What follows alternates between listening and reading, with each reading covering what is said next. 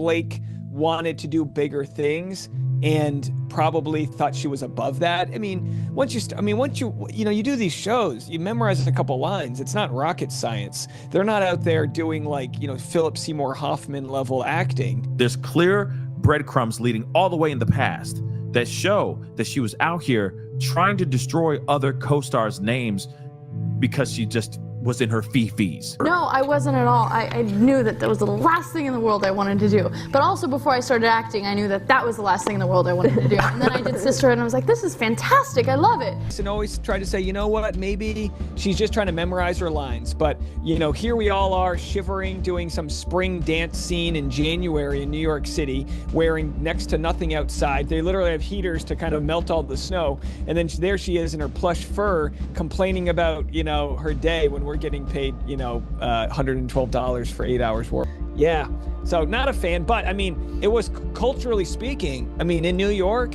I remember days that cast was treated like the Beatles. They really were. You'd see Ed Westwick running from one location to another with a bunch of girls chasing after him. It was a wild time to be alive. And I ended up wearing Ralph Lauren to the Met. That was my first year that I was invited to a Met Gala. And I think they only invited me because of this dress, and I even wore croc gloves there because it was like such a sweet look. The impact of the fashion on that show was greater than anything else, greater than the storytelling, greater than the characters, and it definitely changed my life. A 2009 Glamour UK interview by Blake Lively, and in her interview, she admitted to trying to poison the cast of Gossip Girl, which is where she made her name, against her co-star Penn Badgley, who played her love interest. And always try to say, you know what, maybe she's just trying to memorize her lines. But, here we all are shivering, doing some spring dance scene in January in New York City, wearing next to nothing outside. They literally have heaters to kind of melt all the snow. And then there she is in her plush fur complaining about, her day when we're getting paid, $112 for 8 hours work. There is a history of her doing this type of behavior, going out of her way to talk ish, put out rumors, say bad things, say negative things about other co-stars. His lawyer is already giving interviews explaining just how nasty her team has played this. There was actually no allegation of harassment until the lawsuit was filed. And you have to almost turn down better opportunities to stick out that show. That's why you always see people that seem to despise the show that made them famous. Yeah. I kind of feel like Blake wanted to do bigger things. All right, so the Blake Lively drama just got even messier. It looks like her Gossip Girl past is coming back to haunt her. Former co-stars are speaking out, old interviews are resurfacing, and her legal battle with It Ends With Us co-star Justin Baldoni is taking some wild turns. So, is Blake really the Hollywood sweetheart we all thought she was, or has she been stirring up drama behind the scenes for years? Let's get into it. So, here's the deal. Former Gossip Girl extra Dave Neal recently spilled some behind-the-scenes tea, and let's just say it does not make Blake look great. According to him, she often looks straight-up miserable on set. The cast was being treated like royalty in New York, but meanwhile, the extras were freezing in the cold, barely getting paid, and still making it work. And Blake? Wrapped up in her fancy fur coats, complaining about her day. Neal said he tried to cut her some slack, but after seeing her act like this over and over, he wasn't buying the whole just having a bad day excuse.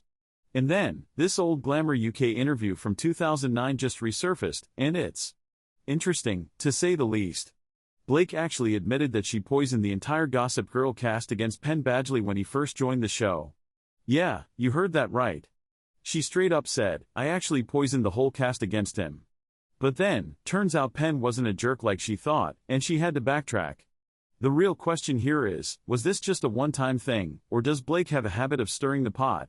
So we have some weird connections, and I tell you what, Blake Lively looked miserable back in the day. They're shooting the last Gossip Girl? That's like the end of an era for you. Yes, it is. It's crazy. 6 years. We're finally done. I can't believe it. I literally moved out of my parents' house in Burbank and moved here to New York to shoot Gossip Girl, and now we're done.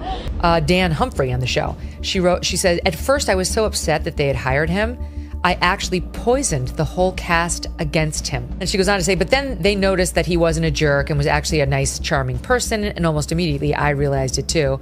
Either because she just is in her feelings about that person, not happy about that person being in the show, or because she feels, I don't know, maybe because she just wants to start drama for the sake of starting drama. It's sort of like a college roommate that you're super fond of, but just don't live near and don't see, and you don't really have the same things that connect you anymore. That's really what it's like. Is this sort of like a Cinderella moment here tonight? Every moment in Chanel is a Cinderella moment. Now there are more things starting to come out, showing that there are breadcrumbs, that there is a possibility that she's been doing this since she's been in the system. Reports were that Blake Lively and Leighton Meester, who played best friends on that show, were not friends during the 6-season run of the show.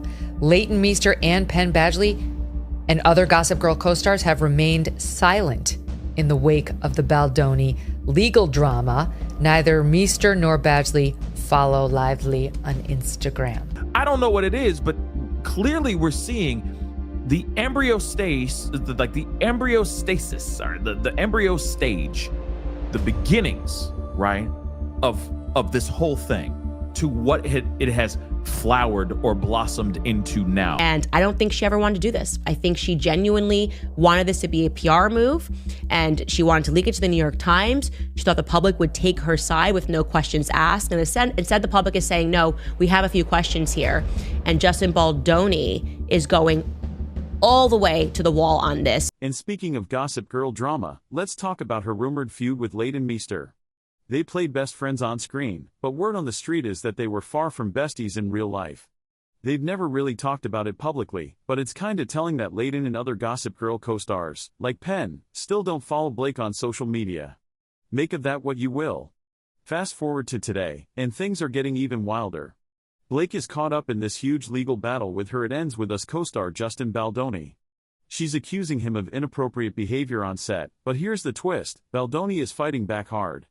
He's even launched a website with hundreds of pages of text messages, emails, and other receipts to defend himself.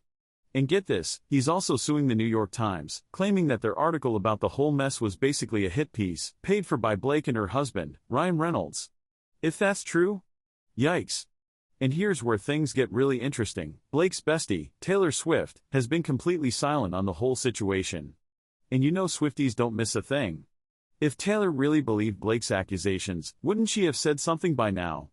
Some fans think her silence is actually a sign that even she has doubts. Others are saying Blake is scrambling, sending out subpoenas left and right because she doesn't actually have solid evidence against Baldoni. The internet is divided on this one. Now, some people think this whole thing was just a PR move gone wrong. The theory is that Blake expected the public to take her side immediately, but instead, Baldoni flipped the script and came at her with all the receipts. And now? It's backfiring big time. Even Baldoni's lawyer has spoken out, saying there was never any harassment complaint until Blake filed her lawsuit, months after they worked together. If that's true, that changes everything. So, what do you think? Is Blake Lively telling the truth, or is this just another case of Hollywood drama spiraling out of control? This story is getting crazier by the day, and we'll be here following every twist and turn. Drop your thoughts in the comments and don't forget to subscribe for all the latest updates. XOXO. Chase and Leighton happen to be two who I'm more recently in touch with, partly because of the podcast, but that's more or less circumstantial. You know, I mean, I think we all remain like, none of us live near one another, but we're just sort of like, we remember it fondly, and when we do run into each other, it's like, hey. Since she's been in the Hollywood game, and it's insane to me because this is also her going after another co-star on a hit show. Now, Gossip Girl was a very, very popular show. For those of y'all who don't know, I'm sure a lot of you guys know or were first introduced to Blake Lively through that show. This was a sinister PR move. Blake Lively then moved 11 days later to file a lawsuit. So now she has filed a lawsuit. I don't think I relate to any of my characters. I've played a crack addict from Boston. I've played an Upper East Side princess. I think that that's the safety in that, is that I never play characters that are like me. The dangerous thing in like being on a TV show for 6 years is that people have seen, I did like 127 episodes. So people assume, and I live in New York, I shared half of my wardrobe with my character. I, dated my co-star who I dated on the show, who then suddenly was my brother on the show, which is a very strange, very strange thing. The lawyer's name is Brian Friedman. He stopped by the Megyn Kelly show, and here's some of the things that he had to say. First, he says there used to never be a civil claim. There never was a civil claim until she went to that civil rights office.